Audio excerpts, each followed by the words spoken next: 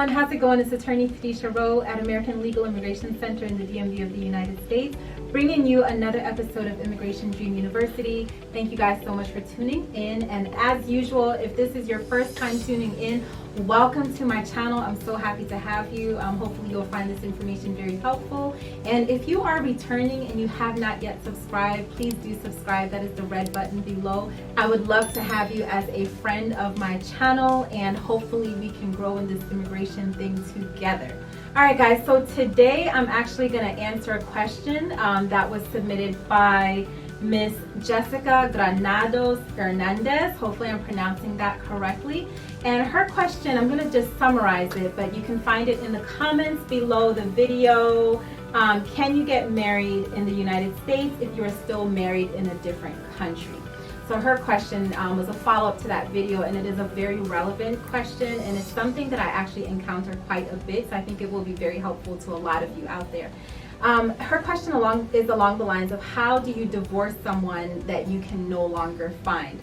In her case, I believe she said it was 2006 that she married someone and then they were deported, and she hasn't heard from them for almost a decade now.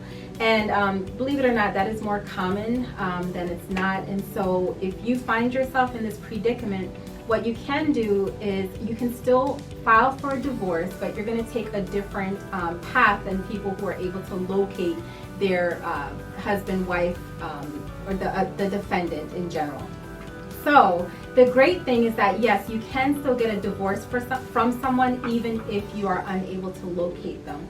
It's going to be a different process than if you are able to locate your husband and wife, because in this case you're not able to find them, so you cannot give them notice or serve them with the divorce papers. And so you're going to have to ask the court to allow you to do an alternative means of service. Different jurisdictions have different ways of getting this done. Some will say you can do a posting at the courthouse.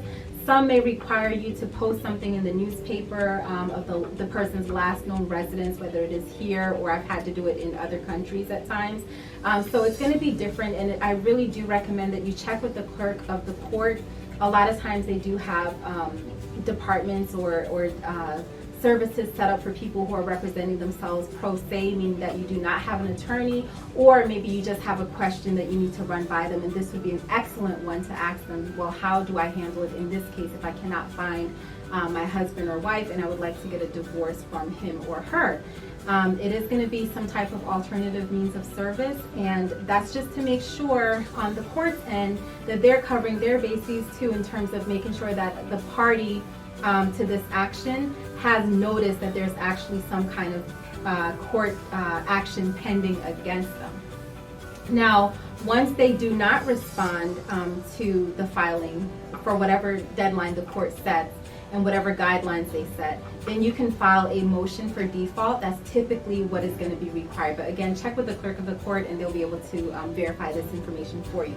But once you do that, there's a certain time period that they get to respond, and if they still do not respond, then you'll have a hearing.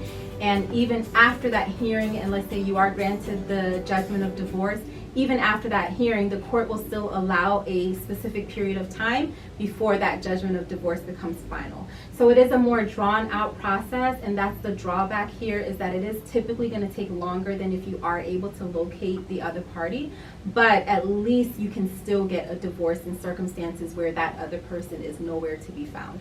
So I hope that this information was helpful to you guys. As usual, thank you so much for tuning in. Good morning, good afternoon, good evening, good night, whatever it is, wherever you are. Do not forget to like, which is thumbs up, and I will see you guys in the next video. Bye guys.